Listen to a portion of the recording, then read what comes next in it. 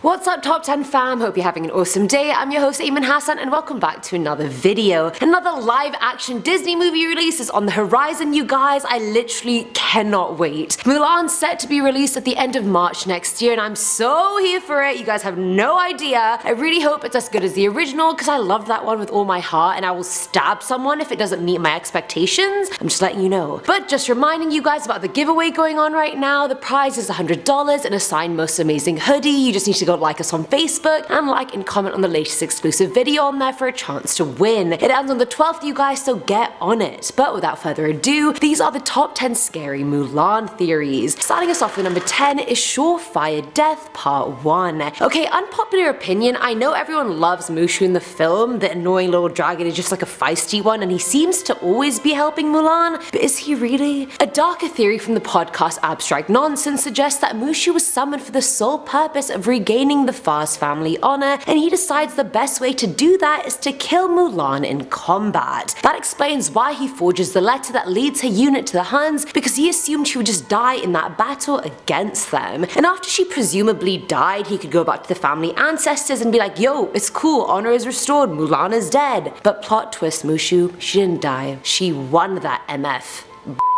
Coming in at number 9 is Surefire Death Part 2. Now the main reason Mulan goes to war is to keep her ailing old father, Fa Zhou, out of the conflict. Despite him being a renowned warrior in his own right, Mulan goes even though her father obviously has a lot more experience than she does. And from what we can see in the film, Mulan's troop is literally a band of misfits, not trained mercenaries at all, so if you see them at the start of the film, there's just no way they look like they're winning a fight against anyone. So fan theory from Redditor Wash Zoe Mao suggests that upon seeing that, Fa Zhou knew Mulan wouldn't be able to survive the war fighting with these misfits, so he knew that when she took his place, it was a suicide mission. And that makes everything just a lot more ominous, doesn't it? When your dad just knows you're gonna die and he just can't do anything to help you. RT if you cry every time. At number 8 we have Li Shang. Now in the movie we see Li Shang, the handsome young general, fall for Ping, which is Mulan's male alter ego. We see the awkward flirtations between both men throughout the movie until Shang finally finds out that Ping is not a boy at all, but in fact a woman. Plot twist, who knew? Well, this theory suggests that Li Shang isn't straight, he's not bi, he's straight up gay, and that's why he was so furious when the revelation occurred. Now most people think he's just angry because she lied for so long, but he was actually just angry that she's genuinely not a guy, and so the love he was feeling was misplaced. And I guess he just decided to go along with it after that because being gay in China back then was just not even a question. It was a big enough deal if you were just a boy at home, let alone a general in the army. So the theory kind of suggests that Li Shang was so close to coming out of the closet but just couldn't because of Mulan's revelation. Filling our number 7 slot is unnecessary war. But I feel like all war is unnecessary. Unpopular opinion, hot take. So okay, what I don't get is if dragons are real in this world, why was there a need for all these people to go to war to begin with? Can't the fire-breathing dragons just finish the whole thing in 2 minutes Game of Thrones Dracarys style? You know, like Dracarys. Whoosh.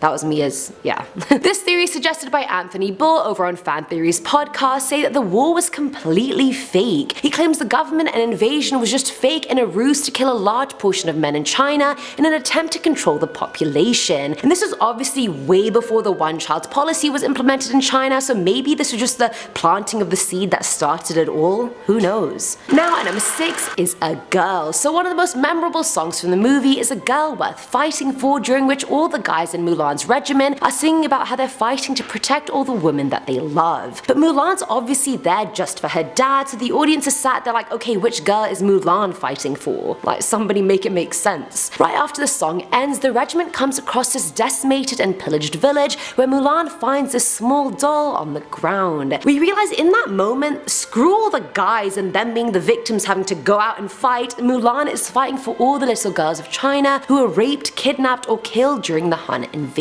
And do we hear about all these female victims? No we don't. Because if we did, Mulan would be a lot darker than it is right now. Girl power! Coming in at number 5 is Little Brother Part 1. So this theory comes from Redditor Hot Burrito, who links 2 of our favorite movies together, Mulan and Lilo and Stitch. They claim that Mulan's dog little brother looks very much like Stitch, the alien experiment. So this theory poses that little brother was abducted by the crazy scientist Jumba right after the events of Mulan. He then experimented on poor little brother, eventually turning him into the alien Stitch we see in the other movie. And I mean, there's absolutely no evidence for the link between these two movies at all, but I respect a brother for trying to make outlandish claims, which is why I had to include it. In my ideal world, every Disney movie is linked somehow. I don't care how, it just is. At number 4 is Little Brother Part 2. Now, aside from the dog turning into an alien, there is another plausible darker theory about this little dog. In the novel, the original ballad was incorporated into Mulan has a little sister called Yulan, not a little brother or a dog. So this theory suggests that Mulan did in fact have a little sister, but she was taken by enemy forces before the movie began. So in that regard, Mulan didn't just go to war in her dad's place to protect him, she went to hopefully find her sister that she was hoping was still alive. And I'm guessing,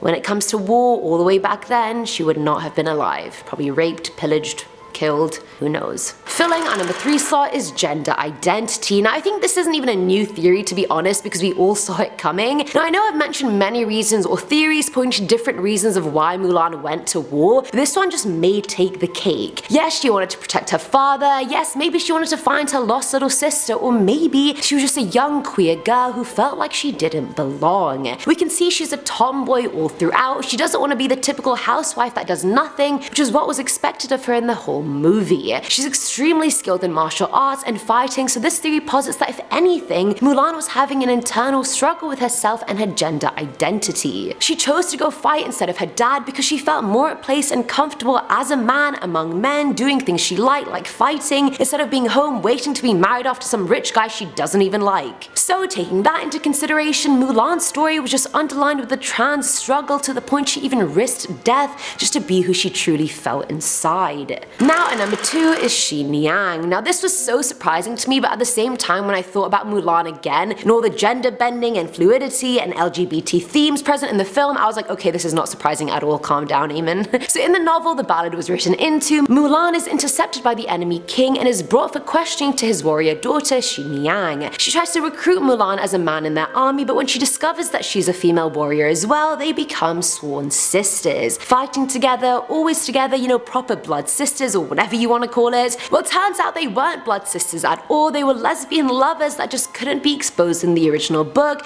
because this was way before homosexuality was normalized. Back then you'd probably have been killed for it or extremely condemned, so they kept their relationship under wraps, and the princess even promises herself to another general. So how did we go from it being a hetero love story to being a homo love story? I'm here for it either way. I don't care. Love is love. And finally, at number 1 is the truth. We need the truth, you guys. So I'm sure most people know this, but if you don't, Mulan was actually based off the ballad of Mulan that was written a very long time ago. So we don't actually know if it was based off a real person or not, it's all just speculation. The ballad was then incorporated into a book called the Sui Tang Romance, and that one's a lot darker. It ends with Mulan coming home after the war to find out that her father died a long time back and her mother had since remarried. To make matters worse, after the war, Khan summons her to his palace to be his concubine, and Mulan's like, wait, I did not just fight in this war for 12 years and come home and win to be someone's play toy. Like, nah, B, put some respect on my name, I swear down. So in the story she commits suicide, but Disney decided not to include that in the movie because it would have just been way too dark for the younger audience. But it's not like they spared us with Mufasa's death, for example, so they should have just ripped the band-aid off, to be honest. Do what's right. And that's it for today's video, guys. I haven't seen the original movie in so long, I feel like I have to rewatch it before the live action one comes out, just so I'm fully ready for it, you know what I mean, so I get the full experience. Let me know what you guys thought down in the comments below, and as always, I'm your host Eamon Hassan, and I'll catch you in the next one. Bye!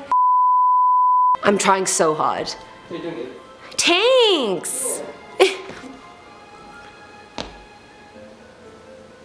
Way before homosexuality. Come on, this is my first man, please!